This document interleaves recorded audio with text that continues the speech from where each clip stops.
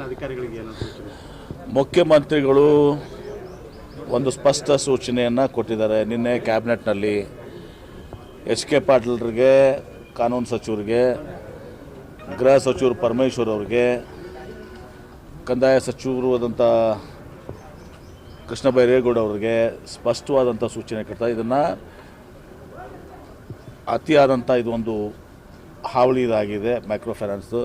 ಇದನ್ನು ಅತ್ಯಂತ ಕಠಿಣ ಕ್ರಮಗಳನ್ನು ತಗೊಳ್ಳೋದಲ್ಲದೆ ಇದಕ್ಕೆ ಒಂದು ಭಾಳ ಬಲಿಷ್ಠವಾದಂಥ ಕಾನೂನನ್ನು ತರುವಂಥದ್ದನ್ನು ಮುಖ್ಯಮಂತ್ರಿಗಳು ಭಾಳ ಗಂಭೀರವಾಗಿ ಇವತ್ತಿನ ದಿವಸ ನಿನ್ನೆ ತಿಳಿಸಿದ್ದಾರೆ. ನಮ್ಮ ಸಮಕ್ಷಮ ಎಲ್ಲ ಕ್ಯಾಬಿನೆಟ್ ಸದಸ್ಯರ ಮುಂದೆ ತಿಳಿಸಿದ್ದಾರೆ.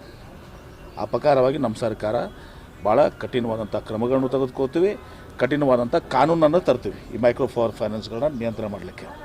ಕುಮಾರಸ್ವಾಮಿ ಅವರು ತಾವು ಅಧಿಕಾರ ಒಂದು ಬಿಲ್, ಕುಮಾರಸ್ವಾಮಿ ಅವರು ಯಾವ ಬಿಲ್ ಅಂದರೆ ಇದರದ್ದೇ ಮೈಕ್ರೋ ಫೈನಾನ್ಸ್ ಸಂಬಂಧದ ಬಿಲ್ ತಂದಿದ್ದಾರೆ. ಹೌದಾ? ಮತ್ತು ಆ ಬಿಲ್ ತಂದಿದ್ರೆ ಮತ್ತೆ ಏನಾಯ್ತು ಅಂತದ್ದು? ಆ ಬಿಲ್ ಪರಿಣಾಮ ಏನಾಗಿದೆ? ರಾಜ್ಯ ಸರ್ಕಾರ ಹೇಳ್ಬೋದು ಆ ಬಿಲ್ ಬಗ್ಗೆ ಅಂತ. ಆ ಬಿಲ್ ಬಗ್ಗೆನಾ? ಈಗ ನಾವು ಆ ಬಿಲ್ ವರ್ಕ್ ಆಗ್ತಿಲ್ಲ ಅಂತ ಹೇಳ್ಬಿಡೋರಿಗೆ, ಅದಕ್ಕೆ ಹೆಂಗೆ ಆಗ್ತಾಯಿದೆ ಅಂಥೇಳಿ.